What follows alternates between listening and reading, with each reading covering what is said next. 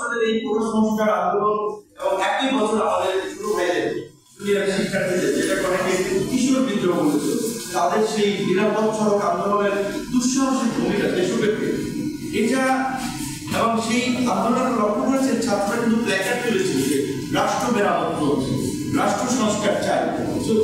আমি মনে করি যে এই 18 সালের এই আন্দোলন আমাদের তরুণদেরকে রাজনৈতিকভাবে স্যার যেটা বলছেন দেশকে নিয়ে আরো তাদের মধ্যে একটা সংস্কৃতিটা বোধ তৈরি করেছে, যার ফলে তাদের এই চিন্তা ভাবনা এবং 16 বছরের এই কর্তৃত্ববাদী শাসনের ফলে একেবারেই ভিন্ন মতের উপরে যে ধরনের একটা নিষ্পেষ নির্যাতন চালানো হয়েছে, এগুলো একটা প্রেক্ষাপট বা প্লট তৈরি হচ্ছে, যার ফলে এই গণ অভ্যুত্থানটা হয়েছে। এই গণ অভ্যুত্থানের কালে যে জন আকাঙ্ক্ষাটা ছিল রাষ্ট্র মেরামত, রাষ্ট্র সংস্কার, সিস্টেমের পরিবর্তন, যেটা আমরা দেখেছি নিরাপদ সড়ক আন্দোলনে প্রধানমন্ত্রীর দপ্তরের গাড়িতে কিন্তু ছাত্ররা মার্কার দিয়ে লিখে দিয়েছিল প্রশ্নবোধক চিহ্ন দিয়ে যে মাননীয় প্রধানমন্ত্রী আপনার লাইসেন্স কোথায়, এবং সেই সময় ডিআইজি মন্ত্রী লেভেলের অনেক লোককে গাড়ি থেকে নামিয়ে হেঁটে যেতে বাধ্য করেছিল শিক্ষার্থীরা, কারণ তাদের লাইসেন্স ছিল। এই অনিয়মের বিরুদ্ধে শিক্ষার্থীদের প্রতিবাদ কিংবা বিদ্রোহ আমরা যেটাই বলি না কেন, এই যে দুঃসাহসিক কাজ, এটার মধ্যে দিয়ে তো পরিষ্কার যে, এবং এই তরুণরা যেভাবে বলছিল মৃত্যু উপত্যকা আমার দেশ নয়, তারা একটা সুস্থ সুন্দর একটা গণতান্ত্রিক একটা সহনশীল রাষ্ট্র চেয়েছিল, এটা তাদের মাথায় আছে। সেখান থেকে তারা এই প্রতিবাদে বন্দুকের নড়ে গুলির সামনে দাঁড়িয়েছে। রাজনৈতিক দলগুলো তো 16 বছর আপ্রাণ চেষ্টা করেছে, রাজনৈতিক দলগুলো পারেনি, কারণ দলের ডাকে কিন্তু সারা দেয়। কারণ মনে হচ্ছে রাজনৈতিক দল যদি আসে, ক্ষমতার পরিবর্তন হয়, এ গিয়ে বি আসবে, বি গিয়ে সি আসবে, ওইটা যেইলেও সেই যেগুলো রাজনৈতিক দলগুলো আন্দোলনে সেইভাবে কিন্তু সারা দেয়। আজকে এই ছাত্র এবং তরুণদের আন্দোলনের মধ্যে দিয়ে এবং সাধারণ জনগণের অংশগ্রহণের ফলে যে একটা গণঅভ্যুত্থান হয়েছে, সেখানে আমার খুব উল্লেখযোগ্য পরিবর্তন আমরা দেখতে পাচ্ছি। সুতরাং আজকে আমি প্রসঙ্গে একটা কথা বলতে চাই যে আজকে ছাত্র সংসদ নির্বাচনে যে ধারাটি হচ্ছে, প্রথমত হচ্ছে যে আপনারা যদি বিদ্যমান সিস্টেমের পরিবর্তন করতে চান তাহলে নেতা লাগবে, এই সিস্টেম পরিবর্তন করার জন্য মানুষ লাগবে। আমরা পরিবর্তন করেছি, কিন্তু আমরা কি নিজেদের মানে এই পরিস্থিতির পরিবর্তন হয়েছে, কিন্তু আমরা কি আসলে মানসিকভাবে আমরা পরিবর্তন হয়েছি, তাহলে আমরা কিভাবে পরিবর্তন করবো, কিভাবে আমরা একটা নতুন সোসাইটি নির্মাণ করবো, কিভাবে আমরা রাষ্ট্র পুনর্গঠন করবো, তার জন্য কিছু পরিবর্তনশীল মানুষও লাগবে।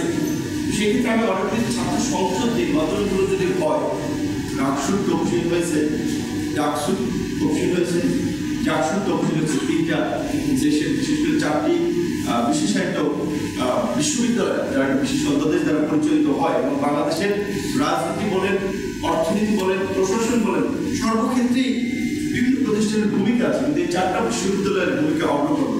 এই বিশ্ববিদ্যালয়গুলোতে যদি এই ছাত্র সংসদ নির্বাচনের ট্রেন্ডটা যদি শুরু হয়ে যায় এবং এর ধারাবাহিকতা যদি থাকে, তাহলে আগে যেভাবে 60-এর দশকে, 70-এর দশকে, এমনকি 80-তে সামরিক শাসনের সময় কিন্তু মোটামুটি নিয়মিত ছাত্র সংসদ নির্বাচনগুলো হতো, এবং এই নির্বাচন হলে একটা ইতিবাচক জাতীয় রাজনীতি আমরা পাবো, যে তরুণরা, মেধাবীরা আমরা এই ছাত্র সংসদ নির্বাচনের মধ্যে দিয়ে বের হয়ে আসবে, তারা সবাই কেবলমাত্র রাজনীতি করবে সেটা, তারা একাডেমিক কিংবা কালচারাল বিভিন্ন সেক্টরেও তারা নেতৃত্ব দিতে পারে। যেমন ধরেন এখন যে জাতীয় ঐক্যমত্য কমিশনের সভাপতি তো ডক্টর ইউনুস স্যার, সহসভাপতি আলী রিয়াজ স্যার, উনি কিন্তু ডাকসুর সাহিত্য সম্পাদক, উনি সাহিত্য সম্পাদক হয়ে উনি তো ওনার ক্যারিয়ার ফুল রাজনীতির দিকে নেন না, উনি একাডেমিক দিকে চলে গেছে। তারপরে আপনার ওই কমিটির সদস্য মজুল আলম মজুমদার, উনি ঢাকা বিশ্ববিদ্যালয়ের তৎকালীন ইকবাল হল ছিল, এখন জৌরক হল, ওই হলেই আপনার জিএসসি, কিংবা বিএনপির স্থায়ী কমিটির সদস্য খন্দকার মোশাররফ হোসেন, মানে আমি কিন্তু সিনিয়র ব্যক্তির নাম দিলাম, উনি তো ঢাকা বিশ্ববিদ্যালয়ের শিক্ষক, তারপরে বিএনপির রাজনীতিতে এসেছে জিয়া রহমানের হাত ধরে।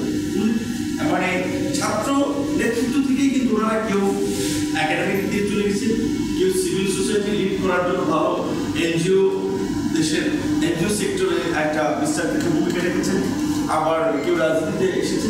সো আমরা মনে করি যে ছাত্র সংসদ নির্বাচনের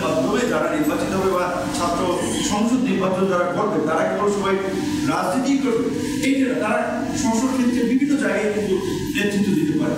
সেই জায়গা থেকে আমি মনে করি যে ছাত্র সংসদ নির্বাচনগুলো নিয়মিত হওয়া দরকার। আমি এখনো সন্ধিহান, আমার সংশয় রয়েছে যে যে বিশ্ববিদ্যালয়ে তিনটিতে নির্বাচন হয়েছে, তফসিল হয়েছে, নির্বাচন শেষ পর্যন্ত হয় কিনা। এখন আমি অনেক ক্ষেত্রে একটু আশাবাদী মানুষ, এই ক্ষেত্রে একটু সংশয় আছে। এবং আবার এইটা আপনাদেরকে বলে আপনারা আমার মতো সবাই হতাশ হয়ে যাবে, নিরাশ হয়ে যাবে। কারণ ডাকসু নির্বাচন, আমি যে নির্বাচনে বিক্রি হয়েছি ওই নির্বাচন হবে কিনা আমি নির্বাচনের দিনও কিন্তু সংশয় ছিলাম। এবং একটা সংশয় প্রমাণিত হয়েছে যে আমি বিক্রি হয়েছি, কিন্তু আমার ভোট আমি দিতে পারিনি। 12:30 তখন মানে হচ্ছে দৌড়ানি দেওয়া শুরু হয়ে গেছে। সো আমি আর ভোট দিতে পারিনি। তারপরে গেলাম বিধায়ক হলে, সেখানে তো আরেক কাকু একজন টিচার, সেই তার পছন্দের ছাত্রীদেরকে সহযোগিতা করে আগে রাত্রি সিল মেরে রেখেছে। সো সেক্ষেত্রে আমরা এই নির্বাচনে ঢাকা বিশ্ববিদ্যালয়ের প্রশাসন যখন আমাদের সাথে মত বিনিময় করেছে নির্বাচনের ভোট করবে হলের বাইরে করবে নাকি একাডেমিক ভবনে করবে, জাহাঙ্গীরনগর বিশ্ববিদ্যালয়ের ভাইস চ্যান্সেলর স্যার আমাদের সাথে এই আন্দোলনের অ্যাক্টিভিজমের মাধ্যমে পরিচয়, কামরুল স্যার উনিও পরামর্শ নিয়েছেন যে তাহলে কীভাবে তোমাদের সাজেশন রাখি।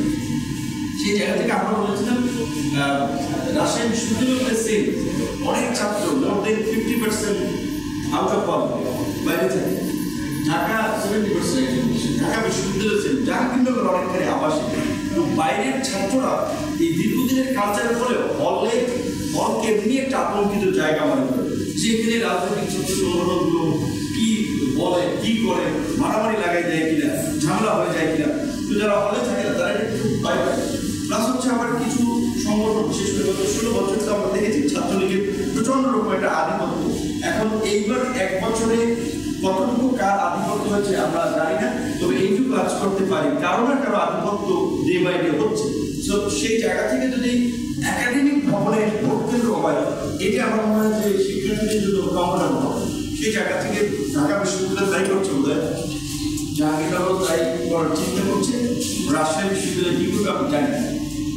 আর ডাকসুর প্লাস এই ছাত্র সংসদের ডাকসুর গঠনতন্ত্রের একটা কথা একজন বলেছে যে ভাইস চ্যান্সেলর যে কোনো সময় চাইলে এটা ভেঙে দিতে পারে। তো এটা হচ্ছে আর ইন্টারেস্টিং বিষয় যে আমরা সব কিছু মডিফাই করি, সময়ের সাথে পরিবর্তন করি, কিন্তু এই ছাত্র সংসদের গঠনতন্ত্র পাকিস্তান আমাদের যেভাবে মূলত এই বিশ্ববিদ্যালয়গুলোকে ছাত্রদেরকে নিয়ন্ত্রণ করার জন্য তাদেরকে মানে হচ্ছে কি বলবো একটা কন্ট্রোল ডেমোক্রেসির মতো ছাত্র সংসদ নির্বাচন হবে, আবার তারা যদি বেশি গন্ডগোল করে, বিশ্ববিদ্যালয় যদি চ্যালেঞ্জ হয়ে যায় কিংবা সরকারের জন্য যদি চ্যালেঞ্জ হয়ে যায়, ওইটা কিন্তু ডিজলভ করে দিতে পারে। যেটা 2018 সালে ডাকসু নির্বাচনে যে মানে যেটাকে কি বলবেন মানে একটা চালাকি নাকি বাস্তবতা, যেটা বিশ্ববিদ্যালয় প্রশাসন তখন নির্বাচন আয়োজনের আগে 18 সালে করেছিল, 19 সালের 11 মার্চ ডাকসু নির্বাচন হচ্ছে। আগে ডাকসুর গঠনতন্ত্র ছিল পরবর্তী উত্তরসূরি না আসা পর্যন্ত এই ডাকসু দায়িত্ব পালন করবে। কিন্তু এখন ধরেন আমার যদি ছাত্রত্ব না থাকে, তাহলে তো আমি গালি খাওয়ার জন্য আবু ভাই মেয়েকে আমি ছাত্র সংসদে বসে থাকবো, তো এমনিতেই আমি নির্বাচন নিয়ে আর একটা তারা দেবো ছাত্র। কিন্তু ওনারা আপনার এই ডাকসু গঠনতন্ত্র ওইটুকু সংশোধন করে ওনারা এক করেছিলেন যে